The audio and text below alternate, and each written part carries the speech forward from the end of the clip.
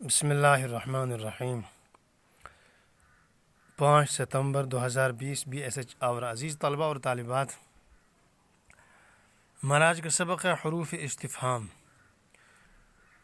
حروف استفہام وہ حروف کہلاتے ہیں جو کچھ پوچھنے کے لیے استعمال کیے جائیں، کچھ معلوم کرنے کے لیے جو الفاظ استعمال کیے جاتے ہیں ان کو حروف استفہام کہتے ہیں۔ مثال کے طور پر کون ہے، کہاں، کیوں، کس طرح، ان کو حروف استفہام کہتے ہیں۔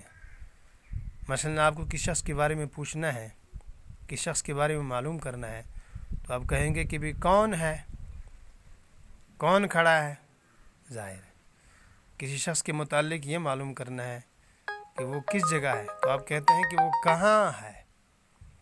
اسی طریقے سے کیوں، کسی بات کی وجہ معلوم کرنے کے لیے کیوں اور کس طرح وغیرہ۔ اور ایک قسم ہے حروف شرط۔ حروف شرط وہ حروف کہلاتے ہیں جو شرط کے لیے بولے جائیں۔ ایک تعریف تو اس کی یہ ہے، ڈیفینیشن۔ دوسری تعریف یہ ہوگی کہ جو شرط کے معنی پیدا کرے، حروف شرط وہ حروف کہلاتے ہیں۔ مثال کے طور پر اگر، وگرنہ، جو، جب،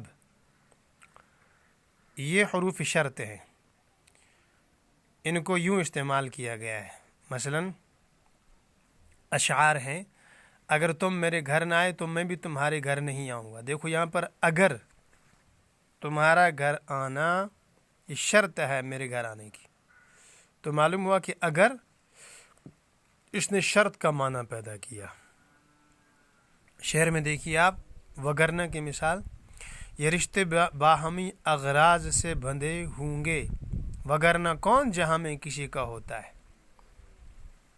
تو دیکھو یہاں پر وگرنہ جو ہے یہ شرط کے معنی، یعنی جہاں میں کوئی کسی سے کیوں، دنیا میں کوئی کسی سے کیوں تعلق رکھتا ہے، چونکہ ایک دوسرے سے غرض ہے، ایک دوسرے سے مطلب ہے۔ اگر کسی کو کسی سے مطلب نہ ہو تو کون کسی کے ساتھ رشتہ نہ رکھے گا۔ تو وگرنہ نے شرط کا معنی پیدا کیا۔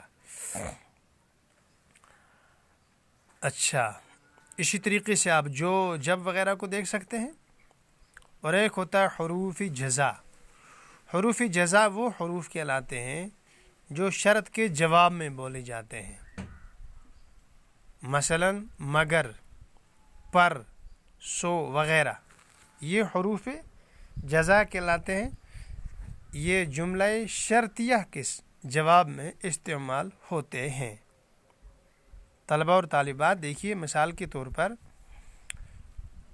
مگر اس وقت میں تمہارے ساتھ نہیں چل سکتا۔ دیکھو ایک لفظ ہے یہاں پر، مگر یہ جواب ہے اس کے کی بات کا جس نے یہ کہا کہ تمہیں اس وقت میرے ساتھ چلنا ہوگا۔ اس نے کہا کہ مگر میں اس وقت تمہارے ساتھ نہیں چل سکتا، اگر تم یوں کرو گے تو مگر۔ اس طریقے سے پر کا استعمال، یہ میرے لیے ممکن نہیں ہے، اب دیر ہو چکی ہے، پر لیکن یہ میرے لیے ممکن نہیں ہے۔